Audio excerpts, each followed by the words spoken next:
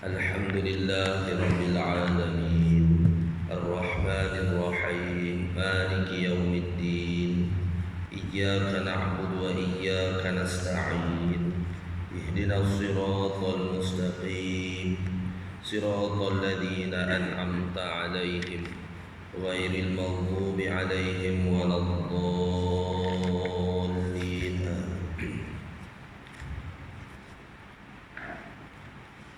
Bismillahirrahmanirrahim. Assalamualaikum warahmatullahi wabarakatuh. Alhamdulillahirabbil alamin wassalatu wassalamu ala asyrafil anbiya'i wal mursalin wa ala alihi wa sahbihi ajma'in. Qala rabbi shrah li sadri wa yassir li amri wahlul 'uqdatan min lisani yafqahu qawli. Subhanaka la 'ilma lana إلا ما علمتنا إنك أنت العليم الحكيم رب زدنا علما وارزقنا فهما ولا حول ولا قوة إلا بالله العلي العظيم ربنا افتح بيننا وبين قومنا بالحق وأنت خير الفاتحين أما بعد. قال المصنف رحمه الله تعالى ونفعنا بعلومه في الدارين آمين يا رب العالمين. Berkata pengarang kitab rahimahullahu ta'ala, hari ini kita masuk pada bab iaitu sembahyang khauf, sembahyang khauf, gitu. Bukan khauf, khawafa. Kalau khafa saja khuf, stoken, menyapu khuf, gitu kan. Ni khauf, takut, takut, sembahyang takut, sembahyang takut.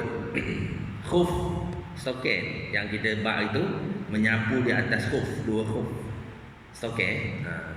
Ni khauf, takut. Jom, itu kan dalam Quran kan, libasal jaw wal khauf, itu kan. Maknanya ditimpakan pada mereka itu akan libasal jaw wal khauf, kelaparan dan ketakutan, gitu kan, khauf, takut. Jadi kata tuan guru pengarang kitab rahimahullah taala,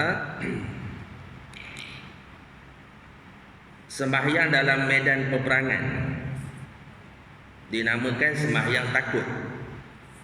Dalam bahasa Arab disebut salatul khauf, salatul khauf.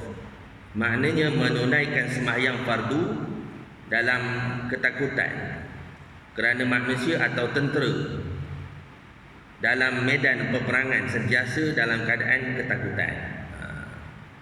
Ini tajuk hari ni. Tapi kita amal masa ni, ni zaman perang dulu dipanggil apa? Bagi senjata pada tiap-tiap penduduk ni apa zaman dulu? Darurat kan? Zaman dulu bagi tiap-tiap penduduk tu dia beri senjata, berjaga di rumah, dia panggil apa? Home guard gitu. Dah. Istilah tu home guard. Home guard. Mana orang kampung kan? Orang kampung, gitu. Jadi dalam keadaan berjaga-jaga. Jadi kita ni ada berbagai keadaan lah. Ini ada situasinya ketika belum perang tapi dalam keadaan berjaga-jaga. Lepas tu ada situasinya tengah berperang. Kalau pakai tombak ataupun pedang tengah melibas pedang, gitu. Kalau perang sekarang ni tengah nembak, berhadapan dengan musuh. Nak ceritanya wajib sembahyang itu walaupun apa keadaan sekalipun. Kan? Wajib sembahyang walaupun apa keadaan sekalipun. Pasal apa? Selagi mana tidak gugur rukun, dia panggil syarat wajib sembahyang. Yang ni berakal antaranya. Kan? Kalau hilang akal, maka tak wajib dah. Tengok kita bak dulu. Apa syarat wajib, apa syarat sah. Kan? Ada ketika syarat sah itu boleh jadi tidak menghadap kiblat. Boleh jadi keadaan berperang mana menghadap kiblat. Tapi syarat wajib tak gugur. selagi ada akad. Kalau tak ada akad, bila hilang akad, maka tak ada taklif dah. Kan? La dina liman la aqlala, liman la aqlala. Maknanya tak ada agama bagi orang yang tidak berakad. Bagi orang yang tidak berakad. Jadi sembahyang dalam medan peperangan dinamakan sembahyang takut. Dalam bahasa Arab disebut salatul khauf. Maknanya menunaikan sembahyang fardu dalam ketakutan. Kerana manusia atau tentera dalam medan peperangan sentiasa dalam ketakutan. Maka caranya sembahyang ini ada 4 macam. Ada 4 macam cara sembahyang dalam sembahyang khauf, ya, sembahyang khauf. Ada 4 keadaan. Rukhsah, dia gelar itu, rukhsah, kemudahan bagi orang yang sembahyang, bagi menunaikan sembahyang. Macam musafir, rukhsahnya iaitu boleh jamak dan qasar, gitu kan. Sebab susah. Tengah perang, rukhsahnya apa? Tidak perlu menghadap kiblat, antaranya lah. Maka cara sembahyang ini ada 4 macam. Yang pertama, musuh berada di tempat yang bukan pihak kiblat. Musuh berada di tempat bukan pihak kiblat. Dan bilangan mereka itu sedikit. Manakala orang muslimin lebih ramai serta ada cukup kekuatan boleh bertahan. Mana musuh bukan arah kiblat, mana berlawanan kiblat. Musuh. Komeneh ke tak kira lah. Esok nak perang, esok boleh jadilah. Akhir zaman akan berperang. Disebut dalam hadis tu kan. Kamu akan berperang, kaum muslimin akan berperang dengan satu puak yang mereka itu bermata sepek. Bermata sepek.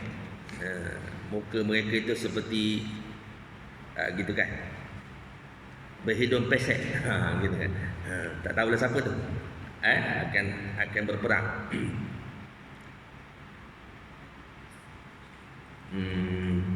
Jadi macam mana? Maknanya tentera musuh tu bukan di arah kiblat.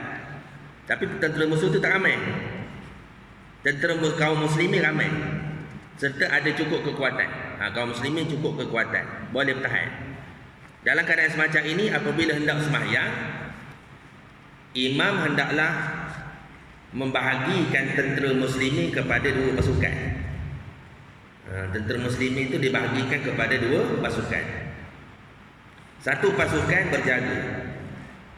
Satu pasukan berjaga menghadap musuh sebelah hadapan.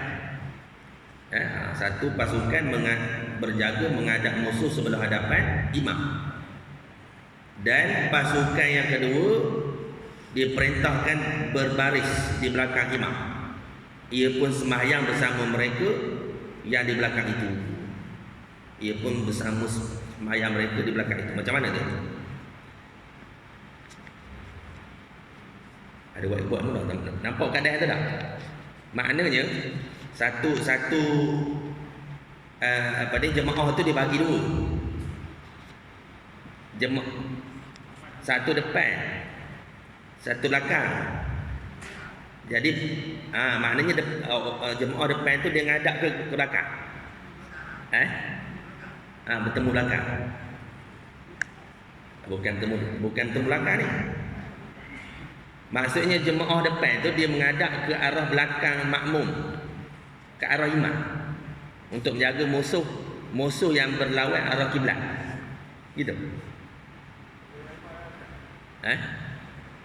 Pakai whiteboard. Pakai whiteboard.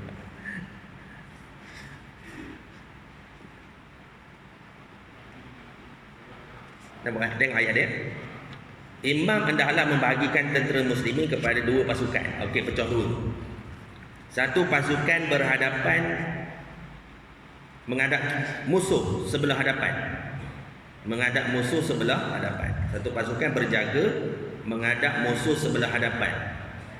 Dan pasukan kedua diperintahkan berbaris di belakang imam. Ia pun sembahyang bersama mereka yang di belakang itu. Ia pun sembahyang di belakang mereka di belakang itu. Bila imam berdiri rakaat kedua, makmum di belakang hendaklah berniat mufaraqah. Tak pandang itu. Makmum yang kedua hendaklah niat mufaraqah dan menyudahkan sembahyang secara bersendirian. Lepas itu mereka berpindah ke hadapan mengambil alih, yakni berjaga. Dan pasukan yang berhadapan dengan musuh tadi pergi ke belakang imam yang sedang dalam rakaat yang kedua. Mereka berjemaah bersama imam dalam rakaat yang kedua. Apabila imam tasyahud, makmum itu bangun mengerjakan rakaatnya yang kedua. Kemudian mereka mengejar imam yang sedang menunggu di dalam tasyahud yang seterusnya. Mereka memberi salam beserta dengan imam. Ini ialah sembahyang Nabi SAW di dalam peperangan di suatu tempat yang bernama Zatul Riqah. Satu tempat namanya Zatul Riqah. Tadi kita keliru, dia ngadap kiblat ke tak? Ayat pertama tadi dia khabar musuh tu berlawanan kiblat. Kan? Jadi ni imam, ni makmum tak? Maknanya ngadap sana ya. Betul? Satu pasukan jaga depan. Depan musuh sini ya. Gitu. Ni imam. Gitu. Itu cara yang Nabi buat. Musuh sana. Cuma kita baca tadi, musuh berada di tempat yang bukan pihak kiblat. Maksudnya jemaah tu tak menghadap kiblat. Gitu ya. Maksudnya jemaah itu tidak menghadap kiblat. Jadi satu kumpulan duduk di depan imam untuk memantau musuh. Gitu. Itu ceritanya. Kan? Sebab kita keliru tadi bab kiblat tadi.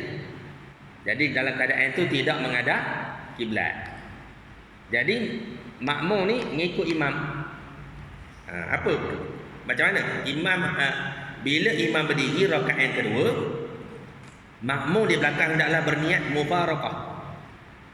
Bila dah habis rakaat pertama, rakaat kedua, mana dua rakaat lah. Betul, dua rakaat. Gitu. Mufaraqah dan menyudahkan sembahyang secara berdiri rakaat kedua, makmum di belakang hendaklah berniat mufaraqah dan menyudahkan sembahyangnya secara bersendirian. Lepas itu mereka berpindah ke hadapan mengambil alih berjaga. Maksudnya imam dah berdiri pada rakaat kedua, makmum tadi mufaraqah.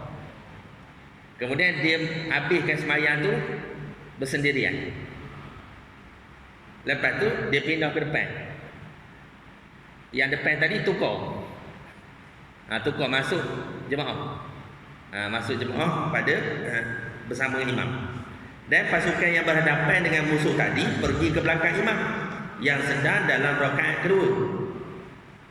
Mereka berjemaah bersama imam di dalam rakaat kedua.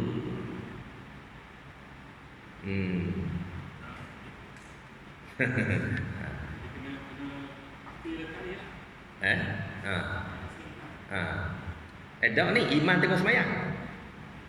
Makmum ni mufaraqah. Pada rakaat kedua, bila imam dah bangkit rakaat kedua, makmum ni mufaraqah, dia pergi ke depan.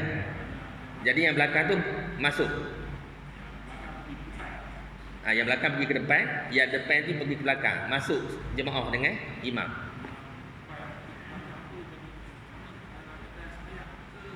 Dah kadang biasa dia tak sembahyang ni. Ni tak sembahyang ni.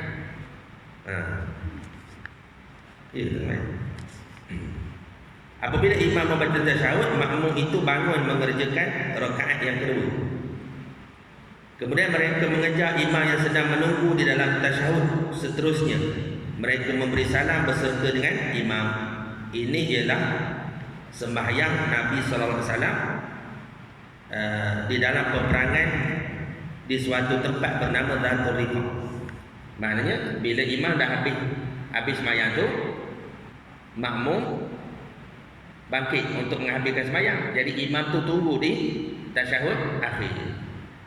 Maka sampai tasyahud akhir, jemaah yang kedua tadi beri salam bersama dengan imam. Dia kata tak semayang, bukan semayang. Mana pasukan yang berjaga menghadap musuh sebelah hadapan imam. Dan pasukan yang kedua diperintahkan berbaris belakang imam. Dan ia pun semayang bersama mereka yang di belakang itu. Okey. Cara macam ini boleh dilakukan pada semayang 3 rakaat dan 4 rakaat, iaitu dengan digilirkan. Dan dalam semayang ini imam kenalah membaca surah yang panjang untuk memberi peluang buah itu bergerak.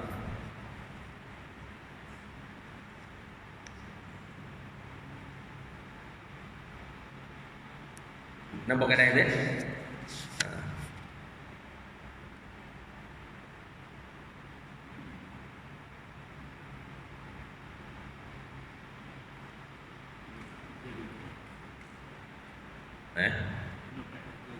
Kena praktikal juga. Kena praktikal juga. Okey, itu satu kaedah. Yang kedua, keadaan dan kedudukannya sama juga macam tamu. Tetapi tiap-tiap puak itu semayang dengan sempurna. Yang ni puak yang belakang semayang dengan sempurna bersama imam. Lepas salam, mereka berpindah ke hadapan mengambil alih berjaga pada puak yang di hadapan pula. Berjaga pula. Dan puak hadapan pula semayang bersama imam. Yang ni imam kena semayang 2 kali. Ini kaedah yang kedua. Maknanya tadi memanglah jemaah depan tak semayang lah. Dia berjaga, bukan senapan. Jadi belakang ni semayang. Jadi masuk rakaat ke 2, imam dah naik rakaat kedua. Jadi yang belakang ni mufaraqah. Jadi dia menghabiskan semayang sendirian, sama ada semayang tu 3 dia semayang dengan semayang tu 4 rakaat ataupun 3 rakaat. Maksud kalau dia dengan imam dah 2 rakaat, dia tambah 2 lagi lah. Kalau semayang maghrib, dia 2 rakaat tambah lagi lah. Kan? Untuk dia habiskan semayang bersendirian. Kemudian dia tukar tempat ni. Kemudian belakang ni sama pula.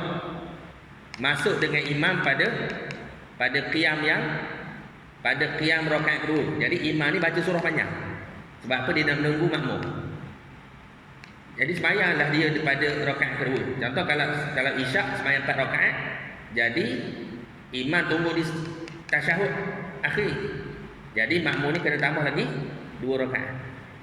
Jadi makmum kena cepat kejar imam di salam.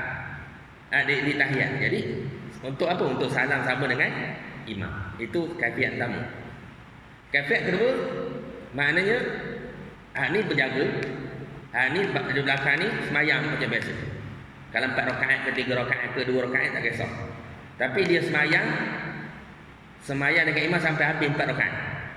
Ataupun 3 rakaat. Ataupun 2 rakaat. Sampai habis bagi salam. Kemudian tak apa. Imam kena semayang 2 kali. Kita bincang dulu sebelum ni semayang apa? Semayang i'adah. Kan sunat kita semayang 2 kali. Lepas kita semayang zuhur dengan jemaah. Kemudian ada datang seorang lagi. Kita semayang jemaah lagi untuk tolong dia dapat pahala jemaah. Hukumnya sunat. Kita dapat sunat juga. Ni dipanggil sunat i'adah. Jadi 2 kali semayang lah. Maknanya untuk tolong jemaah yang depan ni untuk cukup semayang, untuk cukup rakaat. Nampak situ gitu. Ini ialah semayang Nabi SAW di dalam peperangan di suatu tempat yang bernama Batn Nakhal. Jadi semayang imam yang kedua itu sunat baginya. Cara ini boleh berlaku pada semayang 2 rakaat atau 3 rakaat atau 4 rakaat. Cara ada atas nombor 1 tadi boleh berlaku pada 3 rakaat dan 4 rakaat sahaja. Yang kaifiat pertama. Kaifiat yang kedua boleh semua sekali 2 rakaat, 3 rakaat ataupun 4 rakaat. Mana imam semayang 2 kali, ini ada sunat, ini ada. Gitu ya? Okey. Yang ketiga, kedudukan musuh di pihak kiblat dengan tiada apa-apa perlindungan, tetapi pasukan muslim ramai. Ketika itu imam hendaklah memerintahkan makmumnya berdiri 2 saf dan semayang serentak semua sekali. Apabila imam sujud, hendaklah saf yang pertama sahaja sujud bersama imam, dan saf yang kedua menunggu menjaga musuh di dalam iktidal. Jadi dari semayang semua sekali, 2 pasukan tadi semua sekali semayang, ada 2 saf di belakang. Bila rokok, lepas tu iktidal, lepas tu sujud kan. Sujud, jadi saf yang pertama tadi sujud sekali dengan imam. Saf kedua duduk tunggu sampai iktidal, saf kedua berhenti di situ. Tengok kita. Ya. Yang tadi di depan, yang ni saf di belakang imam. Gitu kan. Jadi bila imam ni sembahyang, nak pergi ke dia sembahyang semua sekali. Ni semua sekali sembahyang ni. Jadi imam ni rokok, ni ikut je rakaat. Saf pertama pun ikut, saf kedua pun ikut. Jadi bila imam iktidal, saf kedua semua ikutlah sampai iktidal. Jadi bila imam sujud, saf pertama ni ikut sujud. Saf kedua ni tunggu di iktidal. Tunggu di iktidal. Nampak tak? Kemudian bila habis sembahyang, bila ambil bangkit pula untuk rakaat kedua. Itu. Untuk rakaat kedua. Mana imam sujud adalah saf yang pertama sujud bersama imam, dan saf yang kedua menunggu menjaga musuh di dalam iktidal. Apabila imam bangkit bersama saf yang pertama, maka sujud pula saf yang di belakangnya itu. Saf yang di belakang itu, kemudian mereka kejar imam pada qiyam rakaat yang kedua. Apa maksudnya? Maknanya bila bangkit imam,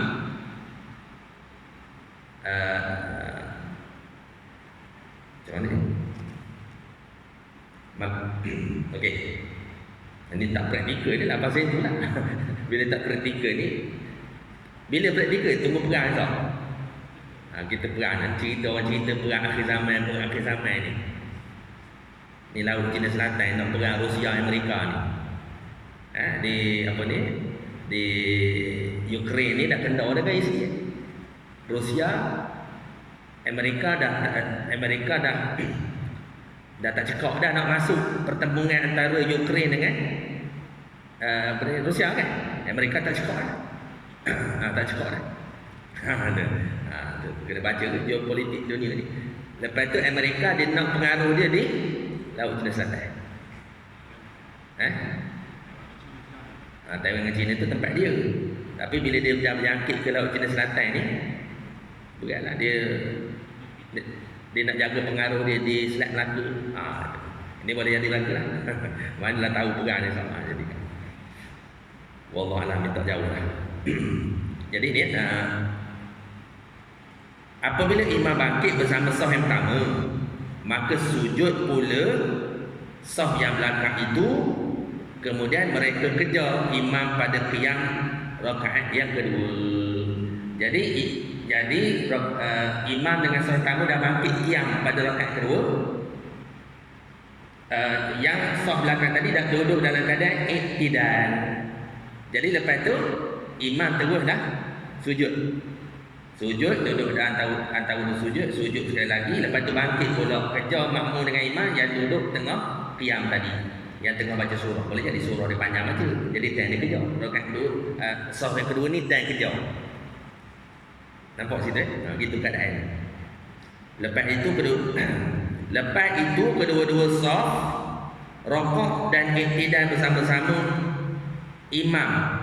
Lepas itu apabila imam sujud rakaat yang kedua, hendaklah saf yang kedua berpindah ke hadapan. Saf kedua berpindah ke hadapan dan sujud bersama imam, dan saf yang pertama berpindah ke belakang, berkawal masa dalam iktidal tadi. Kan? Imam qiyam rakaat kedua. Lepas itu kedua-dua saf rokok dan i'tidal bersama-sama imam. Lepas itu apabila imam sujud rakaat yang kedua, hendaklah saf yang kedua berpindah ke hadapan. Maknanya berpindahlah. Saf kedua melangkah ke depan. Melangkah ke depan.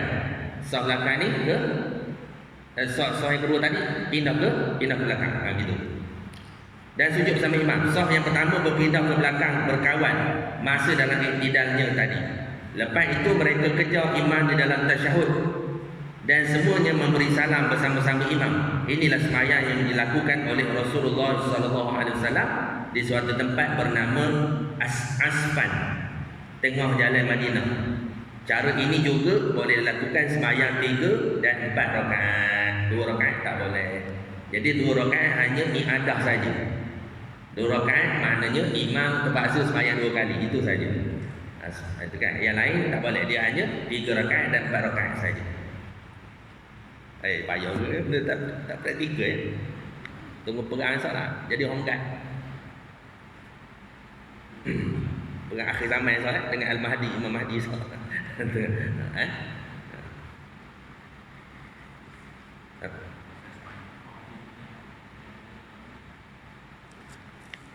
Kita rujuk ayat Quran surah An-Nisa 102. Kalau balikkan buku tafsir surah An-Nisa 102, surah An-Nisa 102 ayat Quran. Maksudnya, dan apabila kamu berada di tengah-tengah mereka dari kalangan sahabatmu, lalu kamu hendak mendirikan sembahyang bersama-sama mereka, maka hendaklah segolongan mereka berdiri sembahyang bersamamu dan memegang senjata. Kemudian apabila mereka, yakni yang sembahyang bersamamu, telah sujud, telah menyempurnakan sembahyang bersamamu, maka hendaklah bereda dan berjaga mengawasi kamu daripada serangan musuh. Maka hendaklah mereka pindah ke belakangmu, yakni untuk menghadapi musuh. Dan hendaklah datang golongan kedua yang belum bersembahyang bersama kamu, hendaklah mereka berjaga-jaga dan menyandang senjata mereka. Orang-orang kafir ingin supaya kamu lalai terhadap senjatamu dan harta bendamu, lalu mereka menyerbu kamu dengan sekaligus, dan tidak ada dosa atasmu dengan sebab meletakkan senjata-senjatamu jika kamu mendapat sesuatu kesusahan kerana hujan atau kerana kamu memang sakit, dan bersiap sedialah, yang sentiasa berjaga-jaga kamu. Sesungguhnya Allah telah menyediakan azab yang menghinakan bagi orang-orang kafir. Surah An-Nisa ayat 102. Tengok balik. Kalau siapa ada tafsir Quran di rumah, tengok 102 ni dalil dia. Ada dalil itu dalam Quran kafiat dia. Bukan ulama mereka ijtihad ni tak. Ada dalil betul kaedah sembahyang khauf ya, sembahyang khauf. Tu.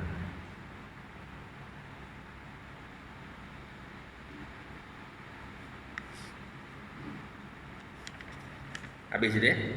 Kemudian cara yang keempat. Ini baru syiddatul khauf. Sembahyang ketika sangat takut, dalam bahasa Arab dia sebut syiddatul khauf. Tadi sembahyang khauf je. Ni syiddatul khauf, sangat takut. Sama ada peperangan itu sudah sampai had beradab-adab, atau sekiranya pasukan muslimin berpaling daripada musuh barang sedikit pun, nescaya tiada aman. Satu memang beradab tu, tengah pegang senjata pedang. Satu lagi boleh jadi beronda cari benteng, beronda balik dalam keadaan cari kekuatan baru. Lari cari camp kan, lari ke benteng. Maknanya dalam lari tu mesti peluru ke orang datang menyerang. Jadi keadaan itu tak aman. Ataupun tengah berhadap betul.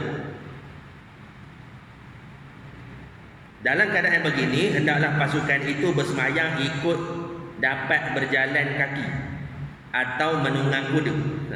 Semayang berjalan kaki atau menunggang kuda, menghadap kiblat atau tidak. Kalau boleh menghadap kiblat, menghadap kiblat lah. Kalau tak boleh, tak apa. Dan sah mengikut antara satu dengan bilangan dengan yang lain, sekalipun imam sebelah hadapan atau belakang, ataupun imam tu lepas belakang. Masing-masing menghadap di mana-mana pihak tak kira. Diuzurkan perbuatan yang banyak seperti menetap musuh. Tengah menetap semayang. Tengah pedang tu tengah menetap musuh semayang. Menetap musuh berturut-turut beberapa kali. Tak kisah. Kita bincang itu 3 kali betul-betul lah. Ini tengah menetap mana tak kisahlah. Lagi tak putus lah kepala orang kafir tu. Lagi tak putus. Dan harus mereka memegang pedang yang kena najis, yang banyak kerana terpaksa. Tetapi kena qada sembahyangnya. Itu kelak. Kerana keuzuran. Ini jarang berlaku. Yang ini jarang berlaku najis yang banyak pada pedang. Janganlah. Ada najis pada pedang tu jangan. Sungguh pun demikian, mereka tidak diuzurkan bercakap dan berteriak. Tak boleh bercakap dan berteriak, tak boleh. Tapi kalau menetap musuh, menetap 3-4 kali lah baru putus. Kan? Tapi kalau pedang yang tajam macam samurai itu sekali-sekali je. Kan? Tengok cerita orang samurai tu kan. Dia tetap sap kan. Lepas tu hentak je orang tu. Tengok terbelah ni. Terbelah seluruh je, terbelah dulu. Itu pedang samurai tu tajam tu. Janganlah dekat bawah. Kata Tok Guru kita dekat bawah, ini cara sembahyang dalam peperangan zaman dahulu, dia kata, yakni zaman pedang dan tombak. Adapun peperangan zaman moden, ini sudah lain antara kedua yang bermusuh jarak jauh. Pada pendapat saya, terpulang pada imam tentera sendirilah mengaturnya. Wallah a'lam. Tok Guru kita kat bawah, ini zaman dulu pedang ni. Zaman sekarang senapang jauh. Terpulanglah jeneral tentera tu ni nak atur mana cara sembahyang. Itu kan.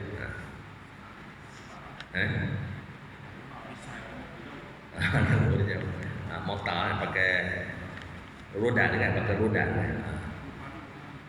Itu jauh ni yang main beradak tu pun pakai senapang jauh juga kan. Jauh juga. Itulah kaedah dia panggil sembahyang khauf. Yang terakhir sekali, yang keempat dia panggil syiddatul khauf. Dalam keadaan biasa tak boleh sembahyang fardu, tak boleh sembahyang sunat boleh. Itu saja. Sembahyang sunat boleh kita tak menghadap kiblat. Pagi-pagi kalau kita nak cepat tu, sembahyang duha tu kita harus dalam keadaan musafir on the way ke mana-mana ke, kita nak sembahyang duha boleh sambil pegang steering, sembahyang duha. Sembahyang sunat ke apa. Sembahyang qada tak boleh. Sembahyang fardu tak boleh. Sembahyang sunat boleh. Tak kisahlah menghadap ke mana. Kalau ada kiblat kan masa longkang. Lurus kiblat memang lepas ke longkang. Kalau kiblat tu arah ke sungai, kena lalu ke sungai. Tak payah. Maknanya mana saja. Sembahyang sunat sajalah. Tapi sembahyang dalam syiddatul khauf, dalam keadaan khauf takut, sembahyang wajib pun boleh buat walaupun tidak menghadap kiblat. Dan menunjukkan wajib sembahyang tak boleh tinggal. Kita masuk wad Allah. Sembahyang. Baru ni saya ziarah. Iman tu tak bukan iman sini lain tempat lain. Iman tu ziarah kat Allah. Kan haji, kan kaya kita. Ginilah teruk dah kau ni. Dah seminggu dulu buat.